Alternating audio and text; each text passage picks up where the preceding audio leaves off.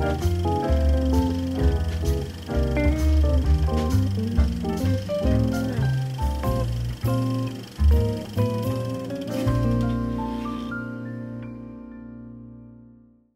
lá, atenção, gravando. Olá, está começando o Tela Aberto, seu encontro marcado com o audiovisual. Vamos falar sobre tradição e transgressão, continuidade e ruptura. A nossa conversa parte da alma e moral do rabino, escritor Newton Bonder, a transformação do livro para o teatro e do teatro para o documentário. Quem está com a gente nesse primeiro bloco é Clarice Nisquet, uma das mais prestigiadas atrizes do teatro brasileiro, com diversas passagens pelo cinema e pela TV. Seja muito bem-vinda aqui no Tela Aberta, Clarice. Obrigada, Letícia. E no segundo bloco, vamos conhecer a jovem jornalista Maria Eduarda Ierck, realizadora do documentário Ledor Vador e a alma no teatro. Clarice, é um grande prazer ter você aqui no Tela Aberta também. com a gente. Obrigada. Muito obrigada. Clarice, além de atuar, você escreve, dirige, produz espetáculos, dá aulas de teatro. E a atriz, como é que você a descobriu? Fala pra gente. Foi uma surpresa. Eu sempre quis ser jornalista, trabalhei no Jornal Repórter, trabalhei no Jornal do Brasil, enquanto estudava ainda, mas já contratada. Era muito dedicada e gostava muito. Mas eu tive um problema de saúde, eu tive uma gastrite na redação do Jornal do Brasil. Muito forte, minha mãe me levou para um gastroenterologista e ele disse que eu precisava fazer terapia, que eu estava muito ansiosa, eu roía a unha, assim, até o sabugo, sabe? Eu tinha 21 anos. E aí eu fui nesse médico e ele disse que eu tinha que fazer terapia. Aí à noite eu fui para a PUC, eu tinha um namorado, um amigo, assim, que fazia teatro. E falou, Clarice, você não tem que fazer terapia, você tem que fazer teatro. Eu falei, imagina, eu era muito tímida, escrevia muito já, mas muito tímida, muito. Ele falou, vai comigo no tablado. E eu fui e estou aqui hoje. Pois é, exatamente isso que eu ia te perguntar. Você já atua no teatro, no cinema e na TV. A interpretação muda de acordo com a mídia? Muda. Muda muito. O que ela muda? Muda o espaço. E quando muda o espaço, muda tudo. Por exemplo, tem uma história ótima que você me perguntando, eu lembrei agora. Uma vez, a primeira novela que eu fiz foi Mapa da Mina, na TV Globo, e eu tinha que explodir em felicidade. Estava lá, a Daisy explode em felicidade. Eu estava sentada numa cadeira assim, e eu acho que eu estava de cócoras, assim, eu não sei. Eu explodi em felicidade, eu dei um salto. Você conseguiu interpretar, explodindo em felicidade. Aí eu só ouço o diretor, que era uma voz, que ele ficava numa sala, fala assim, o que houve? Aí o câmera falou, eu não sei, a atriz sumiu de quadro. Sabe, eu explodi mesmo, eu dei um salto sem avisar, a câmera não conseguiu me pegar, não tinha nada a ver fazer aquilo. Eu tinha que explodir em felicidade na televisão internamente, assim, uma outra coisa. E o teatro não, como é uma caixa preta grande, né? Assim, a gente faz em todos os tipos de espaço, mas não tem o cameraman que está ali te seguindo, como aqui. Eu não posso dar uma entrevista passeando nesse estúdio, as pessoas não compram, né? É muito grande, vocês não sabem, mas aqui é muito grande. Mas eu preciso ficar restrita a esse cenário. E a televisão é isso, e o cinema já é uma outra coisa, porque também filma em ordem completamente diversa do roteiro. Você tem que ter as coisas assim muito decupadas dentro de você. Agora, na peça Alma e Moral, a sua encenação faz lembrar um ensaio fotográfico. Você foi fotojornalista antes de se dedicar ao teatro? Que aspectos desse olhar você transpõe para o trabalho de atriz? Que legal essa pergunta. Olha, o que eu acho é que o meu olhar de fotógrafa, mas também de repórter, né? Eu adorava fazer reportagem na rua, eu adorava entrevistar as pessoas. Então, eu acho que eu herdei dessa experiência uma linguagem muito franca, muito aberta, muito, assim, comunicativa com o público, sabe? Eu tenho vontade realmente que ele me compreenda e eu tenho vontade de falar temas que realmente tenham a ver com o público, sabe? Eu não gosto de ser assim... Eu gosto de temas difíceis elaborados de uma forma transparente. Me desculpe se eu estiver errada, que há muito tempo eu não pego essa leitura, mas eu acho que foi Eduardo Galeano que disse que a arte do jornalista, do escritor, é devolver com profecia e sabedoria tudo aquilo que o povo transmite, né? Todas as histórias e todas as questões que o povo traz, você devolver a eles com alento e profecia. Eu acho que é isso. Clarice, você é muito reconhecida e reconhecida. Você ganhou o Prêmio Shell por ter dado corpo, alma e moral de Newton Bonder. Por que esse texto te interessou tanto? Por que esse texto me interessou tanto? Porque a transgressão é um tema muito antigo da humanidade.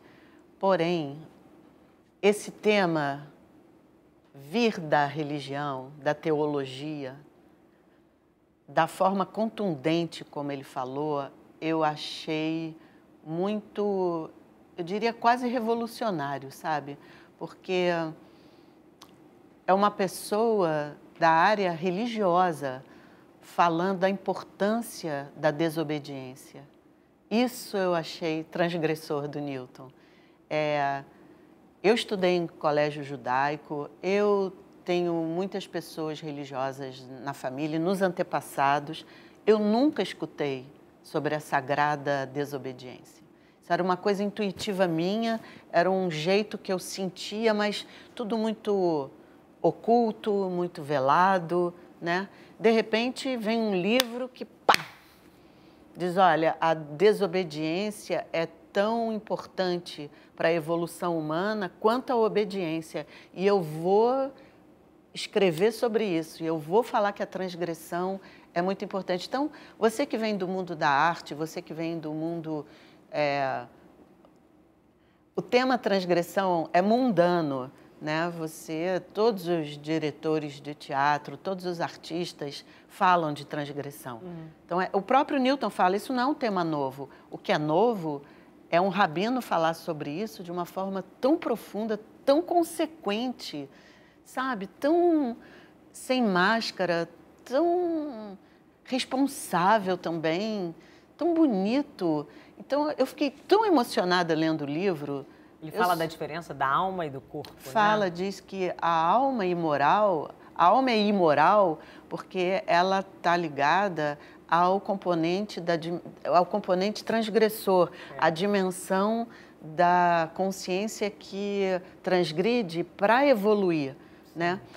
E ele também faz uma distinção muito bonita da obediência quando ela é ligada ao seu livre-arbítrio, quer dizer, ela é do corpo moral, que a obediência é ligada à moral, mas também quando ela está ligada ao seu discernimento, você vai obedecer porque você acha legítimo obedecer naquele momento, ela também é da ordem evolutiva.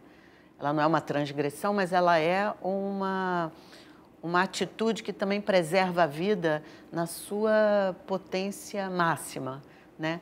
Então, é um livro muito corajoso, muito esclarecedor e que, na verdade, destampou naquela menina, né, judia um tema e uma abordagem sobre o tema da desobediência de uma forma que me permitiu conversar até de forma mais profunda com a tradição. Na verdade, o livro me aproximou da tradição, porque eu fiquei mais livre, eu fiquei mais... Tem muita gente que repete a peça, né? Que vai várias vezes ver a peça. E um dia uma pessoa perguntou, Clarice, você mudou o texto, eu não vejo há uns 5 anos, tem mais texto, né? Eu falei, não, tem mais Clarice. É um texto que me expande, porque é uma consciência sem fim, é um estudo sem fim. Quando você compreende que o processo transgressor é um processo, não é uma cartilha, porque senão ele vira corpo moral. Se eu te falar o que significa transgredir, eu vou estar... Não tem, você vai desenvolvendo, né? Você vai desenvolvendo com o seu discernimento, com a sua alma. E eu acho que o sucesso da peça é porque a desobediência ela é um fator tão ligado à nossa essência, ao nosso instinto de sobrevivência, ao Adão e Eva que ainda moram dentro da gente, que a peça conversa com todo mundo, com todas as classes sociais, com todas as idades, com todas as pessoas. Ela toca todo mundo. Ela né? toca todo mundo. A peça já foi vista por mais de 600 mil pessoas em todo o Brasil e eu já rodei muito, desde periferia, lugares mais remotos, onde pessoas nunca tinham assistido teatro, a pessoas que, né, que vão da classe A de São Paulo, que vão a teatro toda semana. Então, é um trabalho realmente que me ensina, essa que é a verdade, que estou todo dia aprendendo. Todo dia se aprende. A gente falou que a Alma e Moral é versátil, se adapta a diferentes mídias. O que favorece esse fenômeno e por que esse texto parece ser imune à passagem do tempo? Como você estava falando, né? As pessoas, tem gente que foi há 5 anos atrás e vai agora. O que favorece esse tempo? Olha, eu acho que o Newton Bonder, que é o autor do livro A Alma e Moral, ele escreveu um livro atemporal. Você pode pegar ele a qualquer momento da sua vida e você pode ler ele também de várias maneiras. Então, eu acho que está na essência da própria criação do Newton, sabe? E vamos dizer, a flexibilidade dele, eu acho que tem a ver com o tema. Porque, como fala de transgressão, ele pode ser traduzido para várias mídias. Então, eu acho que quando você traduz para outra mídia, você está recriando de uma forma muito respeitosa a própria obra que fala sobre aquilo. Então, óbvio que o olhar do Newton é importante, ele tem que aprovar, né? O Silvio Tendler também fez um filme muito bonito sobre a Alma e Moral. A Duda fez um documentário muito legal, o olhar dela. Então, eu acho que está na essência do próprio texto do Newton a possibilidade de vários olhares sobre o texto. Vamos falar um pouquinho de você agora, Clarice, mas antes vamos ver um trechinho do documentário realizado pela jornalista Maria Eduarda Ierck sobre o seu trabalho em Alma e Moral. Certa vez, meio brincando, meio dizendo a verdade, eu disse ao Newton: quando eu estava na escola, me ensinaram que primeiro o mar abre, depois é que eu marcho. Se tivessem me ensinado logo que primeiro eu marcho e depois o mar abre, eu não teria ficado parada tanto tempo. Clarice, como é que foi o encontro com a Maria Eduarda e como aconteceu a realização do documentário Ledor Vador, de geração em geração, sobre o seu processo criativo? Então, a Duda, ela foi assistir uma peça que eu fazia, Coração de Campanha, que eu fazia ao lado do Izio Guelma, do ator Izio Guelma. E a gente se conheceu porque ela estuda na PUC e tem um professor que é amigo meu, ele fez a ponte, né? Falou, olha, uma aluna minha vai te assistir, Duda, ela vai te esperar, e depois a gente conversou, depois da peça. Foi ótimo, adorei ela, e um dia ela me ligou e falou, Clarice, eu gostaria muito de fazer um documentário sobre o seu trabalho. Topa? Eu me lembro que eu falei, olha, Duda, eu topo, mas eu não tenho, eu estou num momento muito, assim, punk de trabalho, eu acho que a gente não vai conseguir agenda, a gente não vai conseguir se encontrar.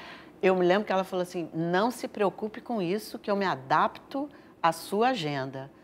Eu falei, então, se você conseguir se adaptar à minha agenda, eu faço. Ela queria mesmo. E ela se adaptou mesmo. E eu achei isso, assim, muito lindo, sabe? Poxa, eu já tive 20 anos. Você, quando quer fazer um trabalho e quer fazer mesmo, eu acho que a gente que já está na estrada há muitos anos, a gente tem que facilitar. A gente tem que se entregar, a gente tem que dar o nosso melhor, porque é bonito de ver uma pessoa entusiasmada pelo seu trabalho, uma pessoa jovem, uma pessoa que tem um olhar sobre você. E eu fico até curiosa também, não é só porque eu sou generosa, ou porque eu também quero aprender com ela, eu também quero saber. Eu tenho muita curiosidade de saber qual é o olhar do outro sobre mim, principalmente um olhar jovem. E eu tenho um filho de 23 anos, eu vejo como ele olha o mundo, como ele interpreta o mundo. E eu fiquei interessada de saber como que a Duda olhava para o trabalho da atriz Clarice, né? Como é que ela via a Alma ou via meu trabalho. Então, eu realmente fiquei encantada pelo encantamento dela, pelo entusiasmo dela, pelo trabalho dela também, né? Porque ela fez um documentário totalmente livre. Eu me metia, mas eu me metia falando, olha, a última palavra é sua, é seu o documentário. Eu não tenho nada a ver com isso. Mas eu acho que é um desenvolvimento muito importante para todos. Esse encontro de gerações é importante para todos. E é enriquecedor, né, para todo mundo. Com certeza, porque me dá também gancho e me instrumentaliza naquilo que a gente estava falando no início, né? Eu fico com mais recursos também de chegar em pessoas mais jovens e entender o que está pegando, o que não está pegando. Você estava falando dos jovens agora, o que você diria a jovens atrizes e jovens atores que estão começando no teatro, no cinema e no streaming? Eu vou falar uma coisa que a Fernanda Montenegro falou para Clarice jovem. Falou, que eu digo, que eu li, e eu tinha muito a Fernanda, e tenho muito a Fernanda, e ela me ensinou muita coisa. Ela fala várias coisas muito importantes, então me veio ela. Ela diz, uma vez eu li uma coisa assim, Fernanda, desculpa se eu não vou falar ipsis literis, né? Mas eu lembro, como eu lembro. Se você quer ser ator de teatro no Brasil, desista. Mas se ainda assim você quer ser ator de teatro no Brasil, você faz muito bem. Precisa, em outro pensamento, né, ela diz, precisa ter nervos de aço. E o nosso ofício é o nosso prêmio.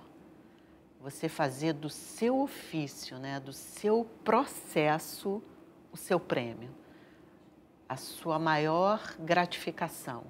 Então, mergulhar na profissão como um processo sem fim, é isso que eu diria. Como é que é estar com tantos anos com a mesma peça em cartaz? É maravilhoso por isso, porque é um processo sem fim, é um processo de aprendizado sem fim. Acho que até o último momento no teatro, até o último suspiro, você vai estar se surpreendendo com alguma coisa que você poderia fazer melhor. Essa questão, né, de você ir se aprimorando para fazer melhor o dia seguinte, não tem preço, demais, né? É bom demais. Para terminar esse bloco, qual é a sua opinião sobre a linguagem audiovisual na formação dos jovens? Nossa, hoje em dia, então, ela é fundamental, ela estrutura o cérebro do jovem atualmente, né? Se o cinema e a televisão foram muito importantes na minha geração, agora tem a televisão, o cinema e todas as plataformas e possíveis. Tá bom, Clarice, muito obrigada pela sua entrevista. Também. Foi ótimo ter você aqui com a gente. Obrigada. Obrigada, Clarice. Valeu. A gente vai dar uma rápida paradinha e voltamos já já com mais tela aberta para vocês. Não saia daí.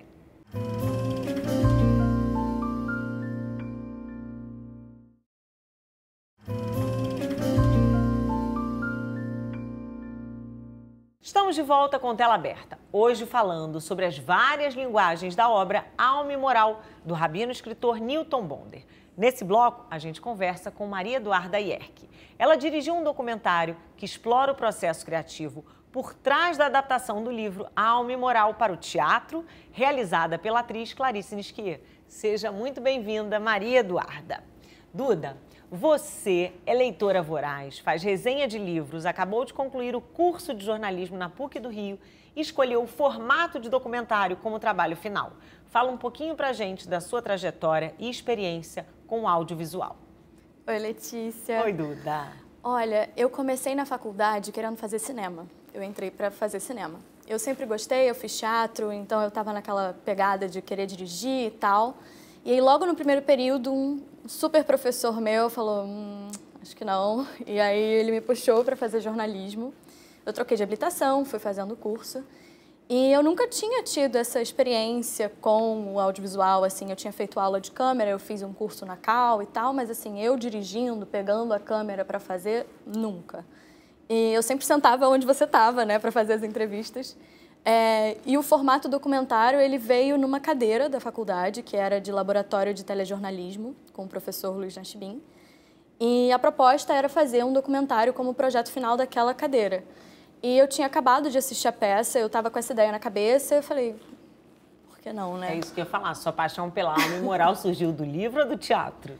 Olha, eu já estava lendo o livro, mas tinha alguma coisa incompleta ali, eu precisava... Dentro de mim, eu precisava ver aquilo de verdade, sabe? Eu assisti o filme do Sylvie Tendler, que é maravilhoso. Eu gosto muito de dança, então tem os elementos, né, da Deborah Coker. E aí eu assisti no teatro, eu já conhecia a Clarice, mas eu fui assistir no teatro e eu saí falando, eu quero fazer isso no meu TCC. Como? Não sei. Mas eu quero. E Saiu aí, decidida. Vou fazer. E aí, deu o que deu. E de onde veio a escolha por contar essa história a partir da experiência da Clarice? Olha, eu sempre fui mais interessada nos processos, nos caminhos, né, investigar os porquês do que o produto final. Porque o produto final a gente já tem. Já tem o livro, já tem a peça, já tem um outro filme que é baseado totalmente no livro. Então eu queria entender por que, sabe? Por que a nudez, por que a música é de um jeito, por que o palco é desse jeito, o figurino, a escolha das palavras, por que entram certas coisas na peça e outras não. Quem que monta tudo, como é que monta, se a peça está em cartaz há tanto tempo, como é que transporta e tal. E, assim, é engraçado porque várias das minhas perguntas foram sanadas, né, com contato com ela, com a equipe, mas surgiram outras que eu ainda tenho que descobrir para responder. Agora, Duda, seu filme vai além de um registro da montagem do espetáculo e explora o tema das transgressões humanas e o comportamento religioso. Vamos só ver um trechinho?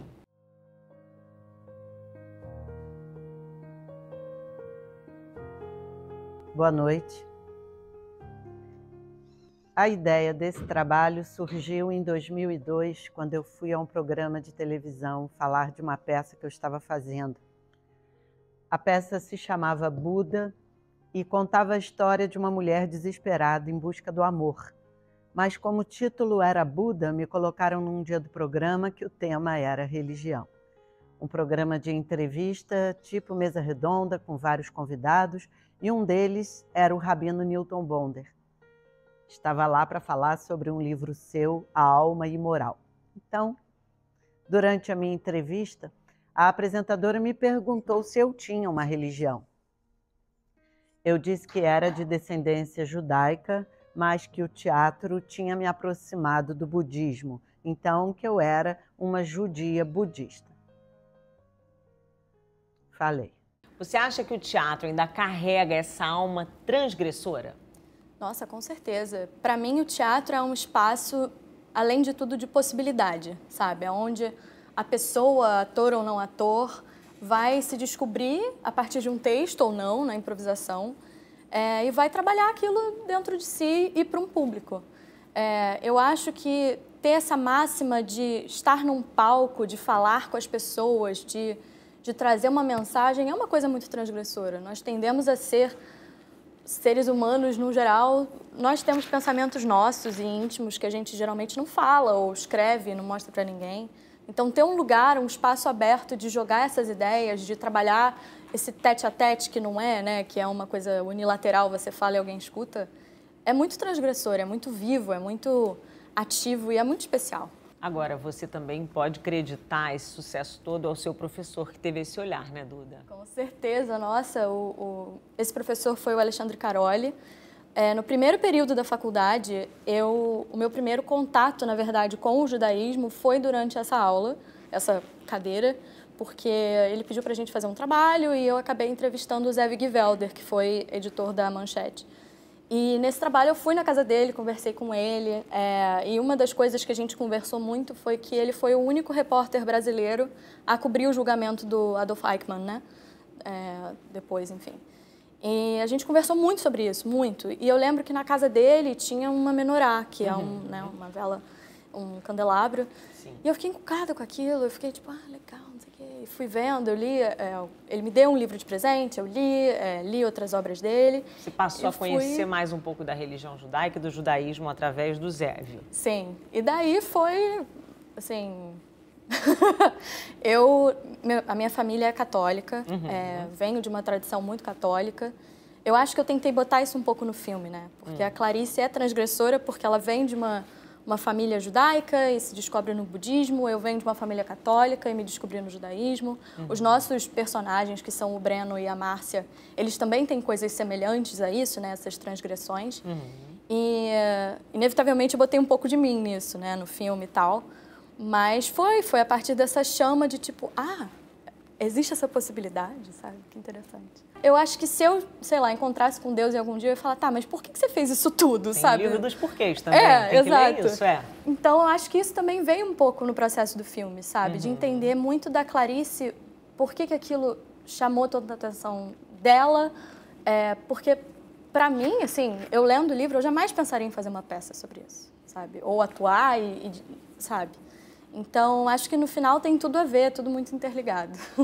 Duda, quais foram os maiores desafios na realização desse projeto? Eu não tinha uma equipe, éramos eu e o Vini Portela, que é incrível, um beijo pro Vini.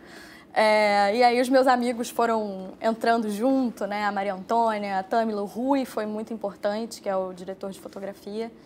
E foi assim, tipo, gente, olha, a Clarice tá no teatro amanhã de não sei o que, combinei de chegar 2 horas antes, quem pode ir? Eu posso, tá bom. E foi assim. A edição foi um surto da primeira montagem, porque eu tive que fazer e eu não sabia mexer em nada, mas rolou. E eu acho que é questão do tempo também, porque na época eu estagiava, eu fiz um documento, assim, super com medo, né, deles dizerem, não, olha, isso. E aí a Clarice falou, tá, assim, eu não quero te desapontar, mas eu acho que eu não tenho agenda. Eu falei, não, eu vou dar um jeito, eu filmo, né, E aí foi isso, assim, coitada, ela deve ter se sentido perseguida. Você não deu nem opção pra ela, você não, falou, eu vou conseguir. Exato, tipo assim, eu não tenho agenda, mas eu tenho, sabe? Eu vou me virar. Conseguir. E foi assim que a gente foi fazendo, foi um filme de guerrilha, sabe? Guerrilha estudantil. E depois, né, na segunda montagem, eu queria retrabalhar algumas coisas, como era para um trabalho da faculdade, tinha um tempo curto delimitado, então eu queria expandir, ela que me deu essa ideia, inclusive, de expandir, de trazer outros elementos. E aí o Reinaldo Sauberman entrou para me ajudar com a edição e tá aí. Ficou perfeito, valeu super a pena. Agora, Duda, para terminar, você considera que também tem uma alma transgressora? Eu? Nossa, muito. Eu tenho medo dela ser só transgressora e não ser outra coisa. Tem essa preocupação, porque, né? Porque assim, eu sempre eu sou a filha mais velha de 3 irmãos, né? E os meus outros 2 irmãos, a Gabi é muito pequena, mas assim, meu irmão é muito mais quietinho, mais tranquilo. Eu sempre fui a filha que vou fazer, vou atrás. Não deu trabalho porque, assim, eu não era muito de aprontar, sabe? Mas eu era chata, eu queria fazer e quando eu meto uma coisa na minha cabeça, eu tenho que fazer. E aí, acho que total, assim, sabe? Não posso. Não, mas a gente dá um jeito, sabe? A minha família fala muito isso, principalmente a minha mãe, que tudo na vida tem jeito, menos a morte. Então, quer fazer um filme com uma câmera, uma lapela, uma atriz fazendo peça? Vai fazer, vai dar bom. Então, vamos. Infelizmente, o nosso tempo acabou, Duda. Obrigada pela sua presença, Letícia. Foi ótimo. Gente, semana que vem tem mais Tela Aberta. Eu espero vocês. Até lá. Tchau, tchau.